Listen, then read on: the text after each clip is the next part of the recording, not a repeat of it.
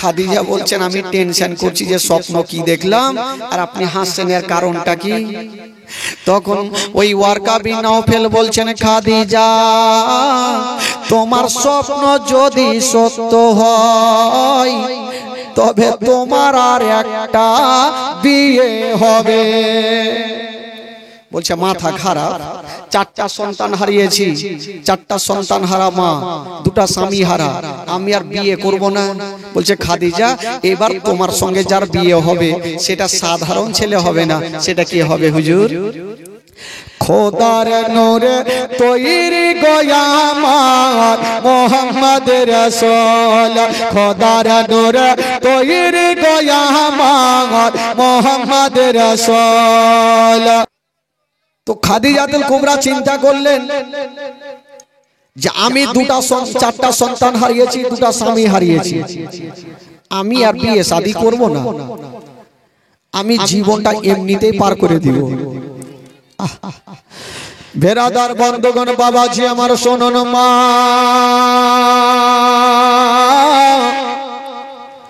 ওই খাদিজাতুল কুবরা চিন্তা করছেন, আল্লাহ গো আমি চারটা সন্তান হারালাম, দুটা স্বামী হারাম, আল্লাহ আমি আর বিবাহ শাদী করব না, আমি আমার এই বাকি জীবনটা এমনিতে পার করে দেব। তবে তিনি মারাত্মক কসম খাননি, উনি বলছেন চারটা সন্তান হারালাম, দুটা স্বামী হারালাম, আমি আর বিবাহ করব না। তখন খাদিজার বয়স কত ছিল ভাই? কেতাবে লিখছেন মা খাদিজাতুল কুবরার বয়স তখন ছিল 40 বছর। জোরে বলেন সুবহানাল্লাহ। কয় বছর ছিল? 40 বছর। আর আমার নবীর বয়স কত ছিল? 25 বছর।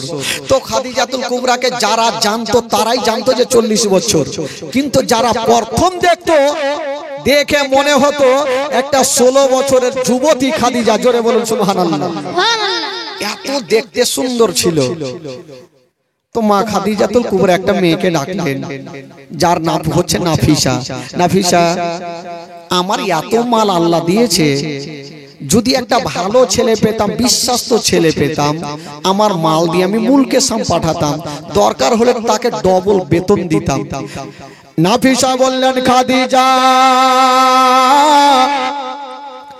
এই মক্কা নগরে একটা সত্যবাদী ছেলে আছে। বলল কে? বললেন খাদিজা, যিনি চাচার কাছে লালন পালন হয়, যাকে মক্কা নগরে সবাই আলামিন বলে জানে। ওই ছেলেটা যদি তোমার মাল নিয়ে যায় খাদিজা, তবে তোমার বেশি ভালো হবে। খাদিজা ওই ছেলেটাকে যদি পেয়ে যাও তোমার নসিব চমকে যাবে। তো না, খাদিজা বললো যাও না, একবার খবরটা দাও, আবু তালেবকে বলো উনার ভাতিজা আমার মাল নিয়ে যাবে কিনা। যেমনই নাফিসা, দেখেন কাজ আমার নবীকে খুঁজতে যায়নি, কাজ আমার নবীকে ধরা দিতে যাচ্ছেন। নাফিসা এক পা দুই পা করে বাবা গো গিয়ে দাঁড়িয়ে গেলেন আবু তালেবের সামনে। বলছেন ও গো হুজুর, আপনাকে একটা কথা বলার জন্য এসেছি। বলল কি কথা?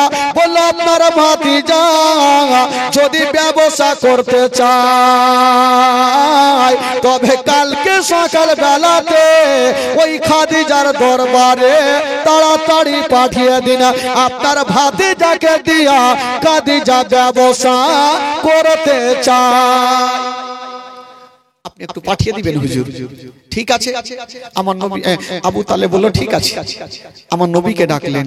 আমার নবী এক পা দুই পা করে খাদিজাতুল কুবরার দরবারে হাজির। আমার নবীর চেহারা আসমানের চন্দ্রতে দাগ আছে গো, আমার নবীর চেহারাতে কোন দাগ পাওয়া যাবে না। এত সুন্দর চেহারা। মা খাদিজাতুল কুবরা আমার নবীর দিকে দেখে ডাইরেক্ট হয়ে গেছে। মুখে কথা বলে না। খাদিজা বলছেন আল্লাহ আমি তো ছেলে বহু দেখেছি, কিন্তু আলামিন এত সুন্দর চেহারা আমি আর কখনো দেখি নাই। এত সুন্দর চেহারা, কিন্তু খাদিজা ভাবছেন আমার দেখে তো আর লাভ হবে না, যেহেতু আমি 4টা সন্তান হারা মা, 2টা স্বামী হারা, আমি তো আর বিয়ে করব না, তো ভালো ছেলেকে দেখে আমার লাভ হবে না। আমার নবীকে মাল দিলেন আর 2টা মেয়েকে সাথে দিলেন, একটা নাম হচ্ছে খাজিমা আর একটা মাসাইরা তো পুরাতন গোলামকে দিলেন, যে যাও এই আলামিনের সঙ্গে তোমরা রাস্তাতে থাকবে। যেই রাস্তাতে চাচার সঙ্গে গিয়েছিলেন ওই রাস্তাতে খাদিজার মাল নিয়ে আমার নবী ব্যবসাতে যাচ্ছেন। কি ঘটছে রাস্তাতে শুনুন। বেরাদার বন্ধুগণ, বাবাজি আমার শুনুন, মা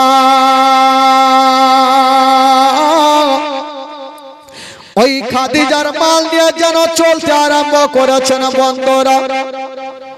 যেতে যেতে বন্ধুরা একটা বিশাল বড় জঙ্গলে গিয়া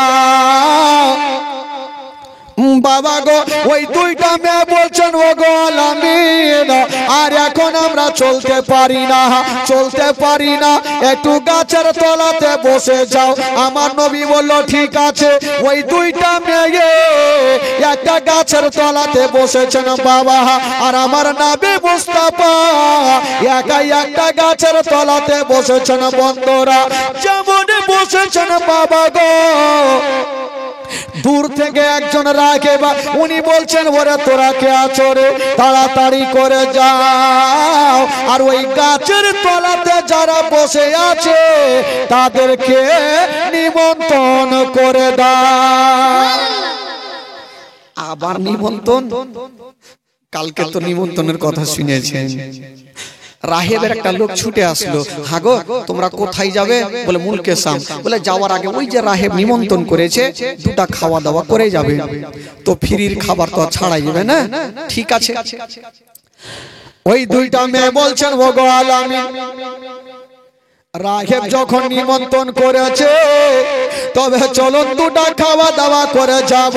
হায় রে দয়ার নবী মুস্তাফা বাবা গো 1 পা 2 পা করে রাহেবের দরওয়াজা হাজির হয়ে গেল। যেমনই হাজির হতে নাই খাওয়া দাওয়া শেষ হলো। রাহেব ওই 2টা মেয়েকে বলছেন ওরে মেয়েরে বলো এই ছেলেটার মালিক কে আছে? 25 বছরের ছেলেটা, এই ছেলের মালিক কে আছে বলো। ওই 2টা মেয়ে বলছে না ও গো রাহেব এইখানে ছেলের তো কেউ নাই, এখনকার মতো মালিক আমরা আছি। বললে বলো বলো এই ছেলেকে নিয়ে তোমরা কোথায় যাবে? বললো যাবো মুলকে শাম। বলো খবরদার যেও না। বলো এই জন্য যেও না এই ছেলেটা সাধারণ হবে না, এই ছেলেটা যদি হয় তবে শেষ জামানার নবী হবে। 2টা মেয়ে বলছেন ও গো রাহেব আমরা এত দূর আসলাম, আমরা বুঝলাম না যে এটা নবী, আর আপনি এখানে বসে বসে কি করে বুঝলেন যে এটা নবী হবে? রাহেব বলল ঠিক আছে। বাবা গো আলমারি খুলে দিয়া একখানা পুরানা কিতাব বার করে নিয়েছেন বাবা, আর বলছেন ওরে মেয়েরা শোনো এই যে আমাদের ধর্মের কিতাবে লেখা আছে এই ছেলেটা ওই গাছের তলাতে বসেছিল, যেই গাছের তলাতে বসেছিল ওই গাছের তলাতে কোনো পশু পাখি যেতে পারে না, ওই গাছের তলাতে কোনো জিনভূত যেতে পারে না, ওই গাছের তলাতে কেউ বসতে পারে না। আমাদের ধর্মের কিতাবে লেখা আছে ওই গাছের তলাতে কে যেতে পারবে গো? যিনি হবে শেষ জামানার নবী। ওরে মেয়েরা এই ছেলেটা তো ওই গাছের তলাতে বসেছিল, তাই আমি চিনলাম যে ইনি হবে নবী। ওই 2টা মেয়েরা বলল তাহলে কি করব?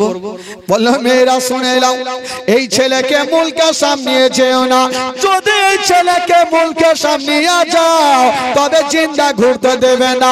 বলল কেন?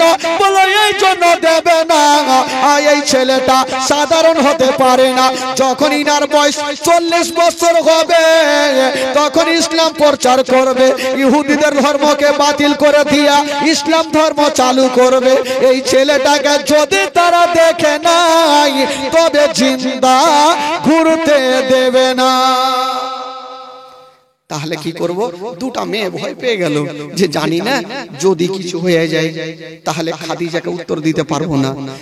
কাছের শহরে যত মাল ছিল বিক্রি করে বাড়ির দিকে রওনা দিচ্ছেন। ইনারা বাড়ি যাচ্ছেন বাবা, আর ওইদিকে খাদিজা একটা স্বপ্ন দেখিল। স্বপ্ন দেখে ঘুমটা ভেঙে গেল।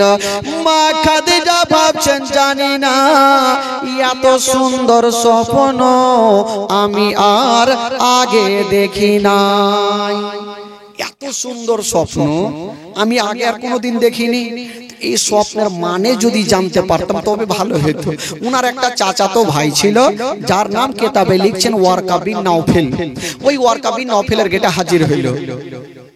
ভাইয়া গো, ও ভাইয়া একটু দরজা খুলেন তো। খুলেছেন।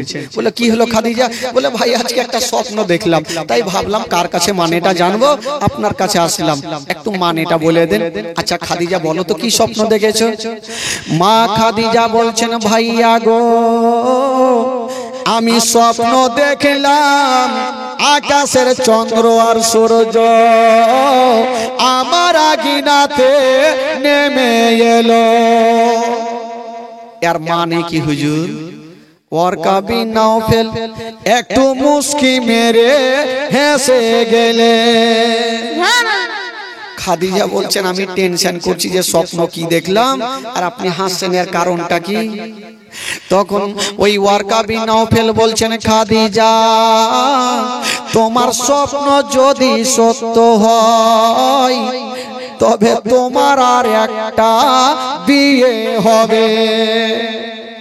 বলছে মাথা খারাপ, চারটা সন্তান হারিয়েছি, চারটা সন্তান হারা মা, দুটা স্বামী হারা, আমি আর বিয়ে করব না। বলছে খাদিজা এবার তোমার সঙ্গে যার বিয়ে হবে সেটা সাধারণ ছেলে হবে না, সেটা কি হবে হুজুর? খোদার নূরে তৈরি গোয়ামার মোহাম্মদ রাসূল, খোদার নূরে তৈরি গোয়ামার মোহাম্মদ রাসূল। ভয় করি না জাহান্নামে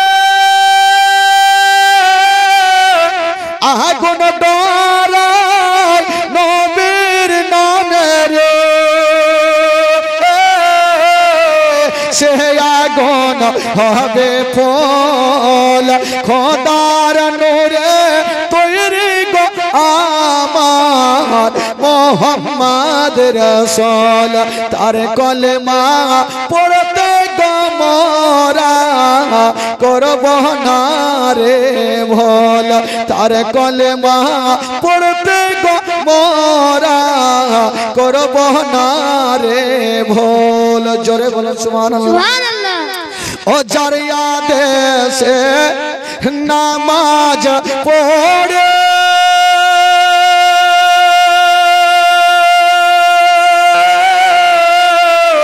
তার আদেশে রোজা রাখি গো, চার আদেশে নামাজ পড়ি, তার আদেশে রোজা রাখি গো, রইব সুখে আদার গরে হবে না নেকের সমতল।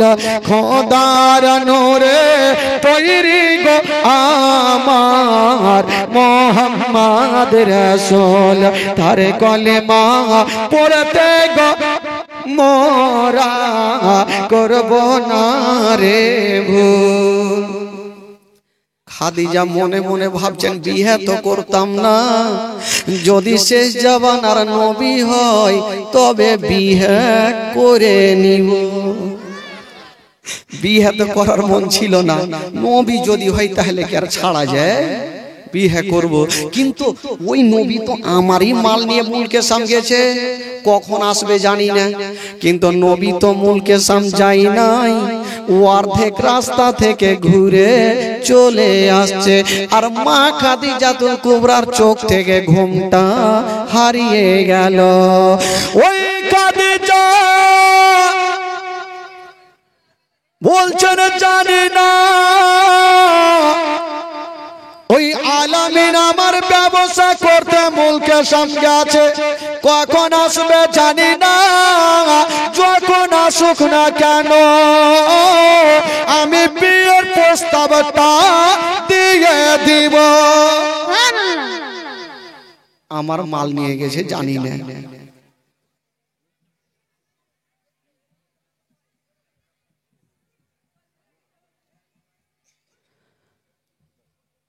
দাঁড়ান আমি বলবো, চিন্তা নেই। আমার মাল নিয়ে তো মুলকে সাম গেছে, কখন আসবে জানি না। আর নবী তো মুলকে সাম যায়নি, অর্ধেক রাস্তা থেকে কিন্তু চলে আসছে। ভাই মা খাদিজাতুল কুবরার চোখ থেকে ঘুমটা হারিয়ে গেল। বাবা চুল মোবারকা বড় বড় ছিল, বাবা চিরনি হাতে নিয়া একবার চুলগুলাকে আঁচড়াচ্ছেন, আর ছাদের ওপরে যাচ্ছেন, একবার নিচে আসছেন, একবার ছাদে যাচ্ছেন, একবার নিচে আসছেন। একদিনের ঘটনা, যেমনই ছাদে গিয়েছেন গো, আমার নবীর ওপরে নজর পড়ে গেল। খাদিজাতুল কুবরা চট করে নিচে আসলো। আমার নবী খাদিজাতুল কুবরার সামনে হাজির। মা খাদিজাতুল কুবরা বড় বড় চোখ করে আমার নবীর দিকে দেখছে, ভাবছেন আল্লাহ আমি বিহার কথা কেমন করে বলিব। কেন খাদিজার বয়স হলো 40 বছর, আর নবীর বয়স হলো কোথায় 25 বছর। ওই মা খাদিজা ভাবছেন আল্লাহ গো আমার বয়স হলো 40 বছর, আর নবীর বয়স হলো 25 বছর। আমি 4টা সন্তান হারা মা, 2টা স্বামী হারা।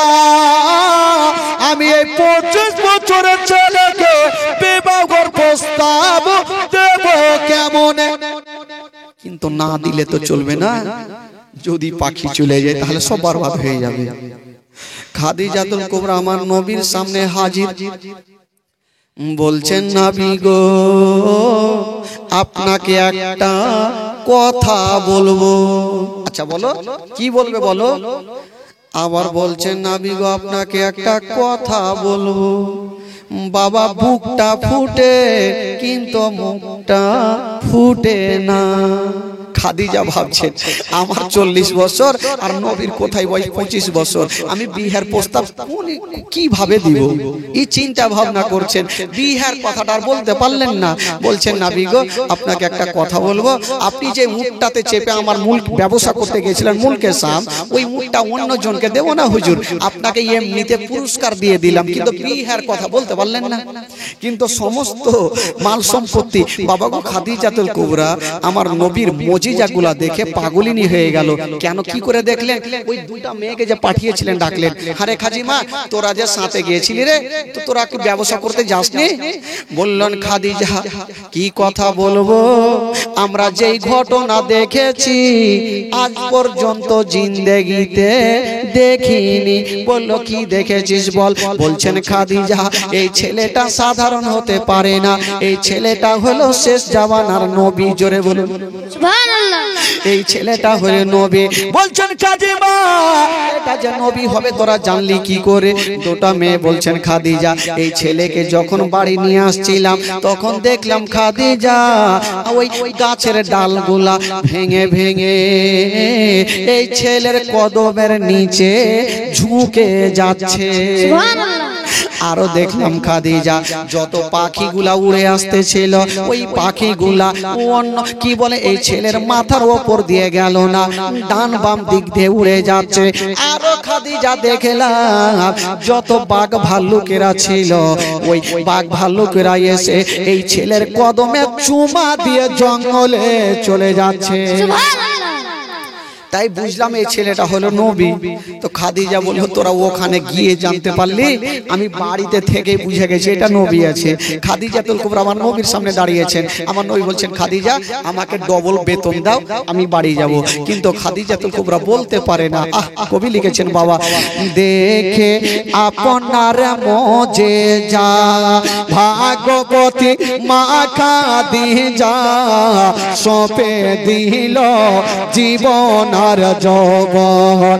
দেখে আপনার মোজেজা ভাগবতী মা খাদিজা সপে দিল জীবন আর যৌবন।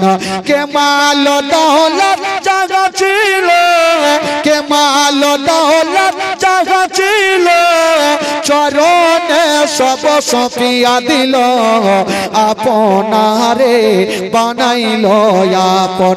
আল্লাহর নবী দয়ার নবী গো, আপনি নবী আমার জীবনের জীবন। দয়ার নবী মায়ার নবী গো, আপনি নবী আমার জীবনের জীবন।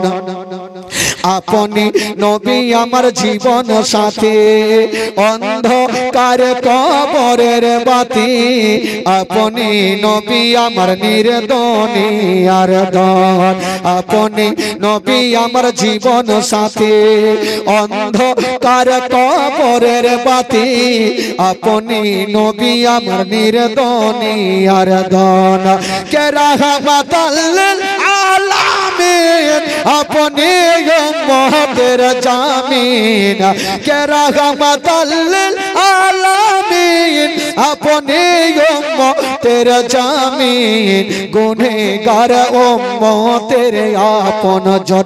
আল্লাহর নবী দয়ার নবী গো, আপনি নবী আমার জীবনের জীবন। দয়ার নবী মায়ার নবী গো, আপনি নবী আমার নয়নের নয়ন। দেখিয়া হযরত বেলাল প্রেমেতে হইয়া মাতাল, পাইল মায়ার জালাতন। দেখিয়া হযরত বেলাল প্রেমেতে হইয়া মাতাল, পাইল মায়ার জালাতন। ও দেখে তাগর প্রেম ভক্তি, বেলালকে দিলেন মুক্তি। ও দেখে তাগর প্রেম ভক্তি, বেলালকে দিলেন মুক্তি। আপনারে বানাইল আপন। আল্লাহর নবী দয়ার নবী গো, আপনি নবী আমার জীবনের জীবন। দয়ার নবী মায়ার নবী গো, আপনি নবী আমার জীবনের জীবন। জোরে বলুন। ওই খাদিজা বুকটা ফুটে গো, কিন্তু মুখটা ফুটলো না। আমার নবী মুস্তাফা ডবল বেতন নিয়া বাড়ি পৌঁছে গেল। কিন্তু খাদিজার চোখ থেকে ঘুমটা হারিয়ে গেল যে বিহার কথাটা কি করে বলবো। একটা মেয়েকে ডাকছেন, যে মেয়েটার নাম হলো নাফিসা। বলে নাফিসা একটা কাজ কর না। বলে কি কাজ? বলে একটু জানা আমার বিহার প্রস্তাবটা একটু আলামিনের সঙ্গে আবু তালেবকে একবার দিয়ে। তো নাফিসা বলল আমাকে বেতন দিলেও ভালো, চাকরিতে রাখলেও ভালো, না রাখলে তো ভালো। তোমার বিহার কথা বলতে গিয়ে আমি নিজের জানকে হারাবো? তোমার কোথায় বয়স হলো 45 বছর, আর ওই নবীর বয়স হলো কোথায় 25 বছর। তোমার বিহার কথা বলতে গেলে আমার গর্দান রাখবেন আবু তালেব, আমি পারবো না। বলে নাফিসা কাজ কর, তুই যদি আজকে বিহার কাজটা লাগিয়ে দিতে পারিস, তোকে আমি আজাদ করে দিব। তো নাফিসা মনে মনে ভাবলো একবার চক্কর তো মেরে দেখি, জানি রাজি হবে না, কিন্তু বইলে তো দেখি। ওই নাফিসা বিহার প্রস্তাব এক পা দুই পা করে আমার কি বল আবু তালেবের সামনে হাজির। আবু তালেব বলছে নাফিসা কি খবর? ওই নাফিসা আবু তালেবের সামনে দাঁড়িয়ে গেছেন, বলছেন হুজুর গো একটা কথা বলবো। দেখতে তো পাচ্ছি কিছু বলতে এসছো, তো বলো। ভয় করছে। আবার বলছেন হুজুর আপনাকে একটা কথা বলবো। কি বলবে চট করে বলতে কি হচ্ছে? শোনার জন্যই তো বলে বসে আছি, বলো কি বলবে? আবার বলছে হুজুর একটা কথা বলবো। বুকটা ফুটে গো কিন্তু মুখটা ফুটে না। নাফিসা ভাবলো আবু তালেব বলছে তুই বলবি না তার বাড়ি চালিয়ে দিবি। নাফিসা পিছনে ঘুরে দেখছে যে কোনো গুলখি আছে কিনা ভাগা, যদি রেগে যায় তাহলে গুলখি নিয়ে ভাগে। বলবো না কি করব, বলবো না কি করব। আবু তালেব বলছে নাফিসা তুমি বলবে না কি হয়েছে? নাফিসা ভাবলো বলি তো বলি কি, না বললে ও তো উপায় নাই, আর বললেও মনে হয় উপায় নাই। যার চোখ লাল হয়ে আছে আবু তালেবের যে কাজ কাম পাওনি, একটা 40 বছরের মেয়ের সঙ্গে আমার ভাদিয়ার বিয়ের প্রস্তাব নিয়ে এসো, কোনো কথা না শুনে দেখা গেল ঝামেলা মিটিয়ে দিলে গলা কেটে বরবাদ হয়ে যাব। আর না বললে ও তো ফের মুশকিল যে কি বলতে এসে বলে না কেন, তো বইলে দিব। বলার পর 1 সেকেন্ডও থাকবে না, উড়ে যাব। আবু তালেব বলছে কি হয়েছে নাফিসা বলো। নাফিসা তখন একদম মনে সাহস করে নিঃশ্বাসটাকে মনে হয় লম্বা চওড়া করে তখন বলতে লেগেছে। বলছেন হুজুর গো আপনাকে একটা কথা বলার জন্য এসেছি। বললো কি কথা? বললো আপনার ভাতিজার সঙ্গে ওই খাদিজার বিয়ের প্রস্তাব নিয়া যেমন এই কথা বলা, ওই আবু তালেব মাথায় হাতখানা দিয়ে দিল। আরে নাফিসা তোর কি মাথাতে ব্রেনে বুদ্ধি আছে না নাই? বলে কেন? বলে এত মাল সম্পত্তির মালিকিনী খাদিজা আমার গরিব ভাতিজাকে বিয়ে করবে, এটা তুই কি ঠাট্টা করতে এসেছিস রে? নাফিসা বাড়কা নিঃশ্বাস নিয়েছে, মানে জান তো বাঁচলো, নিঃশ্বাস তো নিয়েছে ভাই, জান বেঁচে গেল। নাফিসা বুঝে গেল কি আছে রে বাবা, কি আছে এটা? ও মালা আছে, আচ্ছা লাস্টে হবে। তো নাফিসা নিঃশ্বাস নিয়েছে। নাফিসা বলে হুজুর আমি সত্য কথা বলতে এসেছি। বলে যখন বলতে এসছো তাহলে ঠিক আছে, আমার তো ভাইরা আরো আছে, একটু জিজ্ঞাসা করে নি। তারা জিজ্ঞাসা করলেন, সবাই রাজি। বাবা গো আমার নবীকে জিজ্ঞাসা করা হলো, আমার নবীও রাজি হয়ে গেল।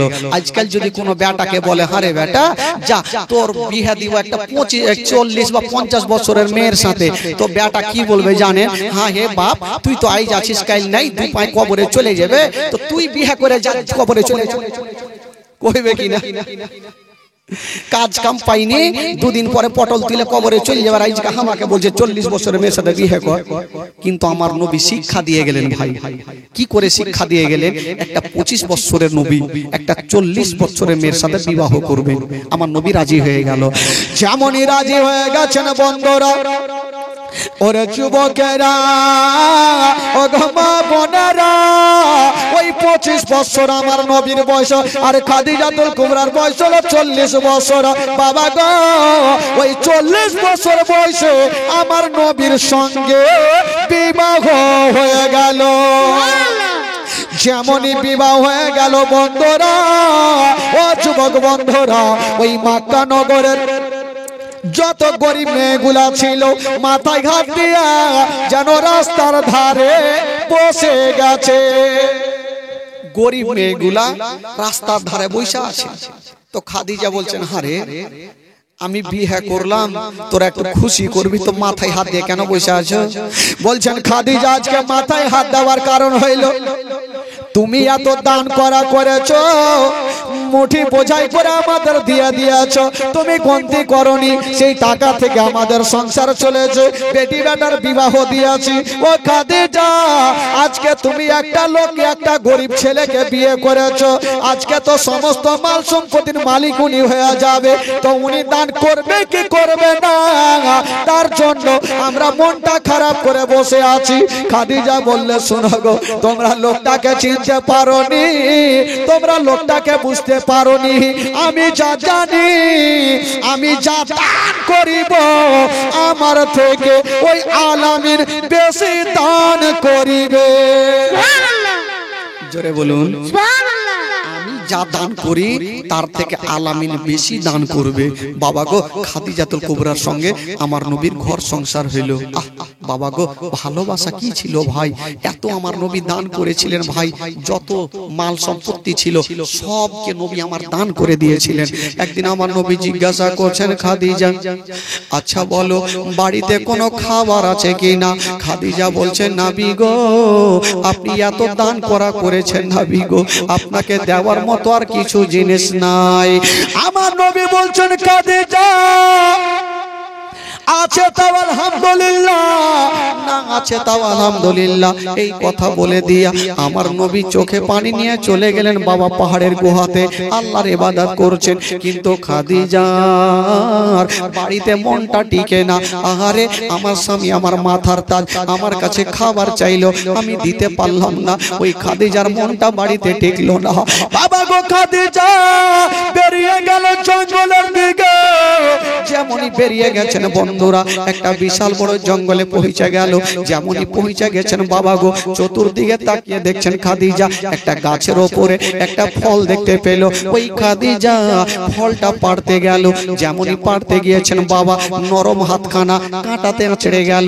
যেমনই আঁচড়ে গেল বাবা, ওই হাত দিয়ে ঝরঝর করে রক্ত।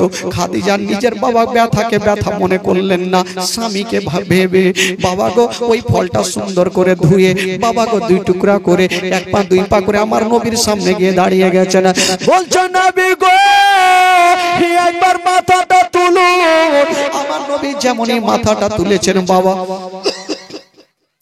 দেখছেন খাদিজাতুল কুবরা। বলছেন, খাদিজা বলো তুমি কেন এসেছো? বললো, স্বামী গো আপনার জন্য আমি ফলটা নিয়ে এসেছি, আপনি তো সারা দিন ধরে অনাহারে। আমার নবী বলল, ঠিক আছে দাও। যেমনই ফলটা নিতে যাবে খাদিজাতুল কুবরার হাত দিয়ে রক্ত। বলছে, খাদিজা বলো বলো তোমার হাত দিয়ে রক্ত কেন বলো? বলছেন, ইয়া রাসূলুল্লাহ ইয়া হাবিবাল্লাহ, নবী গো আপনার জন্য ফলটা পাড়তে গিয়া আমার হাতে কাঁটা লেগে গেছে। নবী গো আমি ব্যথাকে ব্যথা মনে করি না, আপনাকে জান থেকে ভালোবাসি। ইয়া রাসূলুল্লাহ ইয়া হাবিবাল্লাহ, নবী গো আমি আপনাকে ভেবে এই ফলটা নিয়ে এসেছি। আমার নবীর জবান থেকে একটা কথা বেরিয়ে গেল, ও খাদিজা যাও, তুমি স্বামীর হকটা আদায় করে নিয়েছো খাদিজা।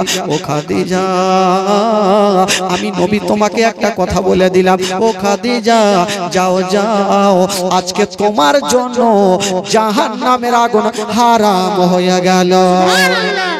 খাদিজা যাও, তোমার জন্য জাহান্নামের আগুন হারাম হয়ে গেল। কেমন ছিলেন খাদিজা, স্বামীর হকটা আদায় করলেন। মা গো ও জননী মায়েরা একটা কথা বলবো মা, স্বামীকে ধিক্কার দিয়ে কথা বলবেন না, স্বামীকে ভালোবাসার সহিত কথা বলবেন। ও যুবকেরা ও মা, স্বামী যদি নারাজ হয়ে যায় মা তবে অনেক মুশকিল আছে মা গো, জান্নাত পাওয়া কঠিন হয়ে যাবে মা। তবে ভাই আপনাদেরকে বলবো বাবা গো, যেমন আমার নবী মুস্তাফা খাদিজাতুল কুবরাকে ভালোবেসেছেন বাবা। ওরে যুবকেরা একটা কথা শুনে ওই খাদিজা আমার নবী যখন বাইরে যেতেন খাদিজাতুল কুবরা দরওয়াজায় দাঁড়িয়ে থাকতেন, রাত্রি বেলা ঘুমাতেন না। এই জন্য ঘুমাতেন না, খাদিজা ভাবতেন আমি যদি এখন ঘুমিয়ে যাই আর নবী যদি বাইরে থেকে আমাকে বারবার করে ডাক দেয়, নবীর মনে কষ্ট পাবে। না না, আমার স্বামীকে আমি মাথার তাজ মনে ভালোবাসি, আমি আমার নবীকে কষ্ট হতে দেব না। বাবা গো খাদিজাতুল কুবরা যেন বিছানায় ঘুমাতেন না, বাবা গো পিঠটা লাগায়া দরওয়াজায় দাঁড়িয়ে থাকতেন। আমার নবী একবার যখনই ডাক দিতেন খাদিজা একই ডাকে যেন দরওয়াজা খুলে দিতেন। আমার নবী জিজ্ঞাসা করছেন, খাদিজা আচ্ছা বলো বলো তুমি কি ঘুমাওনি? বলছেন, নবী গো আমি ঘুমাতে পারবো না, যতক্ষণ পর্যন্ত আপনি বাড়িতে না আসবেন নবী গো আমি ততক্ষণ ঘুমাবো না। এই জন্য ঘুমাবো না, আমি যদি ঘুমিয়ে যাই আপনি বাইরে থেকে ডাক দিবেন, আপনার মনে দুঃখ হবে। ইয়া রাসূলুল্লাহ আমি সব সহ্য করব নবী গো, আপনাকে দুঃখ দিতে পারবো না। ওরে যুবকেরা আমার নবী কেমন ছিলেন বাবা, সমস্ত মাল সম্পত্তি দান করে দিয়েছিলেন। এই যুবক বন্ধুরা আমার ভাইরা বাবাজিরা, এই দানের কথা যখন উঠে গেল ভাই কেউ বিরক্ত হবেন না। আল্লাহর ঘর মসজিদের জন্য আমি বলবো বাবা গো আমার 10টা খোদার বান্দা 1000 করে টাকা আল্লাহর ঘর মসজিদ দেখছেন সামনে বাবা টাটি মসজিদ পড়ে আছে। ওরে যুবকেরা আমার আল্লাহ বলছেন যে ব্যক্তি আমার ঘরকে সাজাবে 1000 ইট দিয়ে সাজাবে, আমি আল্লাহ তার জন্য একখানা ঘর জান্নাতে ঘর সাজিয়ে দেব। ওরে যুবকেরা এই যে নিঃশ্বাস ছাড়বেন ঢুকবেন না তার কোনো গ্যারান্টি নাই, জীবনে শুনে বাড়ি পৌঁছতে পারবেন তার কোনো গ্যারান্টি নাই। এখান থেকে বাবা গো বাড়ি হেঁটে যেতে পারবেন তার কোনো গ্যারান্টি নাই, মরণের কোনো বিশ্বাস নাই। বাবা গো সেটা যদি একবার ভাবনা চিন্তা করেন ভাই, আল্লাহর ঘরকে সাজিয়ে যদি দিতে পারেন, আমার আল্লাহ বলছেন যে ব্যক্তি আমার ঘরকে সাজাবে আমি আল্লাহ তার জন্য জান্নাতে একখানা ঘর সাজাবো। বাবা গো কেউ বিরক্ত হবেন না, আল্লাহর ঘরকে যদিও আমি সাজাতে না পারি, এই স্টেজ থেকে উঠে পালাতে পারবো না, এই জন্য পারবো না। আমার আল্লাহ সব কিছু দেখছেন বাবা, আমার বান্দা বান্দি বসে আছেন, আমার নবীর জীবনী শুনছে। তবে বাবা গো একটা আমি বলবো, খোদার বান্দা 1000 টাকা আল্লাহর ঘর মসজিদে যদি দিতে পারেন বাবা গো, তার জন্য আজকে মন খুলে দোয়া করব। আমার নবী কেমন ছিলেন? আমার নবী সাহাবাদেরকে জিজ্ঞাসা করছেন, সাহাবীরা দান করতে হবে কিসের জন্য? বলে মসজিদ বানাবো। বাবা গো আবু বকর বলেছিলেন, ইয়া রাসূলুল্লাহ, যখন মসজিদের কথা বলেছেন নবী গো, তবে ইয়া রাসূলুল্লাহ আমার আধা সম্পত্তি নবী গো আমি মসজিদের জন্য দান করে দিলাম। আবু বকর সিদ্দিক দান করে দিলেন। উমরে ফারুক বলেছিলেন, নবী গো আমার আধা সম্পত্তি আমি দান করে দিলাম। উসমানী গানি বলেছিলেন, নবী গো আমার আধা সম্পত্তি আমি দান করে দিলাম। শেরে খোদা আলী বলেছিলেন, ইয়া রাসূলুল্লাহ আমাকে আল্লাহ যা কিছু দিয়েছে আমি সমস্ত কিছু মসজিদে দান করে দিলাম। তাদের ঈমান কেমন ছিল, তাদের নবীর ভালোবাসাটা কেমন ছিল বাবা, কিন্তু আজকে নবীকে চিনতে পারলাম না। বাবা গো আমার আল্লাহ বলছেন, ও বান্দা বান্দি রে, তোমরা মসজিদে একটা ইট পর্যন্ত যদি দিতে পারো, তবে বাবা গো যতদিন পর্যন্ত আল্লাহর ঘর থাকবে আপনার নেকি হতে থাকবে। ভাই একটু ভাবুন, 1000 করে টাকা আমি 10টা খোদার বান্দার কাছে চেয়েছি ভাই। গোলাবাড়ি ভাগজাম থেকে একজন যুবক 1000 টাকা, শাহাদাত হোসেন ভগবানপুর জামা থেকে 500 টাকা, মোহাম্মদপুর থেকে আব্দুল মামুদ 500 টাকা দিয়েছেন। সুবহানাল্লাহ। দেখেন ভাই যারা দেবেন একটু মাত্র 3 থেকে 4টা মিনিট, আল্লাহর ঘর আমি দেখলাম কেমন ভাই, আল্লাহর ঘর মসজিদ টাটি হয়ে পড়ে আছে ভাই। এ ভাই আজকে যদি আমাদের ঘরে এরকম হয়, তাহলে আমরা কি এরকম ফেলে রাখতে পারি? আল্লাহর ঘরকে কেমন করে ফেলবেন ভাই? 1000 করে টাকা একটু আল্লাহর ঘরে শামিল হতে পারবেন না ভাই? খোদার কসম আজকে কেঁদে কেঁদে দোয়া করব, মেহমানে তো আল্লাহর দরবারে কবুল হয়। 1000 করে টাকা একটু দিতে পারবেন না? একটা কোনো যোগ্যময় যোগ্য বেটা 2000 টাকা একটু হাত তুলুন তো ভাই দেখি, আছেন আল্লাহর ঘর মসজিদে দেবেন 2000 টাকা, একটা কোনো খোদার বান্দা যদি পারেন ভাই একটু হাত তুলেন তো দেখি। আমি জানি এই পবিত্র সভা থেকে 2000 টাকা আপনার জন্য খুব বেশি নাও ভাই, আপনার জন্য জান্নাতে একখানা ঘর তৈরি হবে। এই যুবক একটা কোনো খোদার বান্দা, জবরদস্ত নেব না, নিজের মার জন্য নিজের আত্মীয় স্বজনের জন্য একটা কোনো খোদার বান্দা আছেন 2000 টাকা একটু দিতে পারবেন ভাই? একটা দেখি কোন যোগ্যময় যোগ্য বেটা একটা পরিচয় দেন যে হুজুর আজকে না আমার কাছে, কিন্তু লেখেন আমি আল্লাহর ঘর মসজিদে দিয়ে দেব, যখন কাজ হবে তখন দেব। একটা কোনো বাবা আছেন 2000 টাকা? এতগুলো আছেন ভাই, দূর দূরান্ত থেকে এসেছেন আমার বাবাজিরা, একটা কোনো খোদার বান্দা কোনো যোগ্যময় যোগ্য বেটা 2000 টাকা দিতে পারবেন না ভাই? একটু হাত তুলে দেখান তো দেখি যে কে নবীকে ভালোবাসে, একটা পরিচয় দেন যে আল্লাহর ঘর মসজিদকে আমি সাজাবো, ইনশাআল্লাহুল আজিজ আমার জন্য দোয়া করে দেন। বিরাদার বন্ধুগণ বাবাজি আর কমিটি ভাইকে বলবো, আমার চাচাগুলাকে বলবো যে আপনারা মা বোনদের তরফে চলে যান আর তাড়াতাড়ি করে মাগো যা পারবেন 2 থেকে 3 মিনিটের মধ্যে একটু চটচট করে দিয়ে দেন মা, তারপরে আমার নবীর দুঃখের কাহিনী শুরু হয়ে যাবে। একটু চটচট করে কমিটি ভাই আমার 10 জন 20 জন একটু চটচট করে চলে যান। ঘোষটোলা থেকে জেনারেল সাহেব 1000 টাকা, সুবহানাল্লাহ। ঘোষটোলা থেকে দেখেন ওই যে সুবেদা টোলার দিকে মনে হয় ওখানে 3 বার জীবনী করেছি। ঘোষটোলা থেকে জেনারেল সাহেব 1000 টাকা দিয়েছেন। এই যুবকেরা একটা কোনো খোদার বান্দা একটু মার জন্য 2000 টাকা হবে না ভাই? একটা কেউ হাত তুলতে পারবেন না? আজকে যদি না থাকে আপনি কালকে দেবেন। একটু কষ্ট আমি জানি আপনার কষ্ট হচ্ছে ভাই, কিন্তু টাকাটা আপনার সঙ্গের সাথী হবে। একটা কোনো বাবা আছেন, একটা পিছন থেকে একটা চাচা, এই দিক থেকে আমার অনেকগুলো চাচা আছেন, একটা কেউ নাই আল্লাহর ঘর মসজিদ 2000 টাকা দেনেওয়ালা, একটা দাঁড়ান তো ভাই দেখি। একটা কোনো যোগ্যময় যোগ্য বেটা 2000 টাকা, একটা কোনো খোদার বান্দা, এই যে একটা ছোট্ট ভাই আমার 200 টাকা দিয়েছে। কি নাম রে বাবু? নাম কি রে বাবু? জামিয়া জেম মিয়া, বাবার নাম জেম মিয়া। এই ছোট্ট ভাই সুবহানাল্লাহ জেম মিয়ার ছেলে, উনি 1000 টাকা দান করেছেন। সুবহানাল্লাহ মাশাআল্লাহ। বাবা গো দেখেন ভাই যারা দান করবে তারা কখনো পিছিয়ে থাকবে না ভাই। আমি বলবো একটা কোনো খোদার বান্দা 2000 টাকা হবে না? যদি পারেন বাবা গো, টাকা আপনার শর্ট যদি হয় আপনি আল্লাহর ঘর মসজিদে সিমেন্ট দিতে পারেন, আমি বলবো 2 ব্যাগ করে সিমেন্ট আমার 10টা খোদার বান্দার কাছে নিব। এই যুবকেরা কমিটি ভাই যারা আছেন একটু খাতা নিয়ে যান। আমার বাবা মার দরদ থেকে মাগো আজকে খোদার কসম মা এই চামার মাটিতে একটা বলে গেলাম মাগো আজকে 1 ব্যাগ 2 ব্যাগ করে সিমেন্ট লাগাবেন মা, খোদার কসম জান্নাতের টিকিট হবে মাগো। যেহেতু আল্লাহর ঘর সাজাবেন, আল্লাহ আপনার জন্য জান্নাতে ঘর সাজাবে, 1 ব্যাগ 2 ব্যাগ করে সিমেন্ট আপনার সকলে লেখান তো মাগো।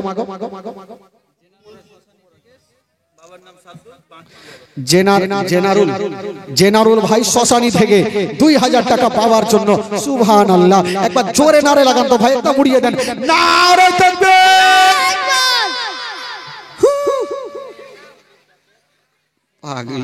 এইভাবে করলে কাজ হবে? এত জোরে নারে লাগান, বেলুন গেল তো ফুটে গেছে, 2-4টা থাকলে আরো ফুটে যায়। জোরে লাগান নারে তাকবীর, নারে রিসালাত। জেনারেল ভাই আমার 2000 টাকার দাতা শ্মশানি থেকে, সুবহানাল্লাহ। ভাই মন খুলে দিয়েছে ভাই, ওই ভাইয়ের জন্য একটু দোয়া করাতে হবে ভাই। যারা 1000 দিয়েছেন তাদের জন্য একটু সবাই হাত তুলেন তো ভাই, সবাই হাত তুলেন। আল্লাহ আমিন। আল্লাহ গো জেনারেল ভাই, মাওলা গো 2000 টাকা আল্লাহ তোমার ঘরের জন্য দিয়েছি মাওলা। আল্লাহ তুমি তো সবকিছু জানো মাওলা। আমার জেনারেল ভাইয়ের বাড়ি থেকে অসুস্থ থাকে, সুস্থ বানিয়ে দাও। আরো কয়েকজন 1000 করে, 1000 কেউ 500 করে দিয়েছেন মাওলা। আল্লাহ যারা যারা দান করেছেন মাওলা গো, তাদের মনের বাসনা আল্লাহ তুমি পূরণ করে দাও। তাদের দানকে কবুল করে নিয়ে মাওলা গো, তাদের আত্মীয় স্বজনকে তুমি জান্নাতবাসী করে দাও মাওলা। আল্লাহ গো তাদের বাড়িতে রোজি রোজগারে আল্লাহ তুমি বরকত দান দাও মাওলা। আমিন সুম্মা আমিন। বাহাকে লা ইলাহা ইল্লাল্লাহ মুহাম্মাদুর রাসূলুল্লাহ সাল্লাল্লাহু তাআলা আলাইহি ওয়াসাল্লাম। এ যুবকেরা, একটা কোন খোদার বান্দা নাই গো যে 5000 টাকা দেনেওয়ালা? 2000 তো হইলো ভাই, 5000 টাকা আল্লাহর ঘর মসজিদে দিতে পারবেন? একটা কেউ আছেন মায়ের বেটা, একটা কোন যোগ্য বেটার পরিচয় দিবেন যে আল্লাহর ঘর মসজিদ যখন কাজ হবে আমি ওই মসজিদে শামিল হলাম 5000 টাকা দিয়ে? একটা কোন খোদার বান্দা আছেন ভাই? একটা কেউ হাত তুলেন তো দেখি। কোন যোগ্য বেটা আজকে পরিচয় দেন যে আমার নামখানা জানো সুবহানাল্লাহ, আল্লাহ পাক আমার জন্য জান্নাতে ঘর সাজিয়ে দেয়। মাম্মান আলিল্লাহি মসজিদান বানাল্লাহু লাহু বাইতান ফিল জান্নাত। যে ব্যক্তি আল্লাহর ঘরকে সাজাবে আল্লাহ তার জন্য জান্নাতে ঘর সাজাবে। একটা কোন খোদার বান্দা 5000 টাকা একটু দিতে পারবেন ভাই? এই পবিত্র সভা থেকে, শ্মশানি থেকে হোক, হরিমোনা থেকে হোক, সুবেদারটোলা থেকে হোক, ঘোষটোলা থেকে হোক, আপনার কি বলে সারদাহা থেকে হোক, একটা কোন যুবক ছেলে, একটা যুবক চাচা একটা দিতে পারবেন বাবা? 5000 টাকা দেনেওয়ালা একটা কোন যোগ্য বেটা। কেউ বিরক্ত হবে না, খোদার কসম আগে বলেছি ভাই যে যদি আল্লাহর ঘরকে ভালোবেসে থাকেন তবে কেউ বিরক্ত হবেন না। একটা কোন খোদার বান্দা 5000 টাকা, একটা কেউ হাত তুলে দেখান তো ভাই দেখি। আমার জেনারেল সাহেব দিয়েছেন 2000 টাকা। এই যুবকেরা আপনারা তো মনে হয় বিবির সাথে এত ঝামেলা মায়ের পিট করে এসে টাকা দিতে চাইছেন না? আল্লাহ যদি এই ব্যাপারটা জানতেন যে আল্লাহর ঘরে দান করলে আল্লাহ জান্নাতে ঘর সাজাবে ভাই, তাহলে কি পিছিয়ে থাকতো? সবারই কাছে টাকা আছে ভাই। এই যুবকেরা একটু ভাবুন তো ভাই, আজ আছেন কাল নাই, কখন চোখটা বন্ধ হয়ে যাবে, দুনিয়াটা অন্ধকার ভাই। আল্লাহর ঘর মসজিদে একটা কোন খোদার বান্দা 5 ব্যাগ সিমেন্ট দিতে পারবেন ভাই? 5 ব্যাগ সিমেন্ট দিতে পারবেন একটা কোন খোদার বান্দা? 5 বস্তা সিমেন্টের জন্য একটা হাত তুলেন তো ভাই চট করে দেখি। একটা পিছন থেকে আমার চাচারা আছেন, 5 বস্তা সিমেন্ট আল্লাহর ঘর মসজিদে দিতে পারবেন একটা কোন খোদার বান্দা? একটা হাত তুলেন তো ভাই দেখি। কোন যোগ্য বেটা একটু পরিচয় দিয়ে 5 বস্তা সিমেন্ট একটু আল্লাহর ঘর মসজিদে দেনেওয়ালা দেখি। একটা প্রথম ব্যক্তি, আমি সিমেন্ট চাইনি ভাই, আজকে 4th রাত জীবনী একটা মন খুলে চেয়েছি ভাই, একটা কোন খোদার বান্দা এই মেহমানের দোয়া আল্লাহ দরবারে কবুল হবে ভাই, আজকে দোয়া করব। 5 বস্তা সিমেন্ট দিতে পারবেন বাবা? একটা কেউ হাত তুলেন তো। কোন যুবক 5 বস্তা সিমেন্ট এখন লাগবে না, যখন কাজ হবে মসজিদে কাজ হবে তখন আপনি দেবেন ভাই। 5টা বস্তা সিমেন্ট যদি পারেন একটা কোন যোগ্য বেটা একটু হাত তুলে দেখাবেন, ইনশাআল্লাহুল আজিজ তার জন্য দোয়া করব। কি নাম বাবা? সুবহানাল্লাহ। বেলাল ভাই আমার সুবহানাল্লাহ।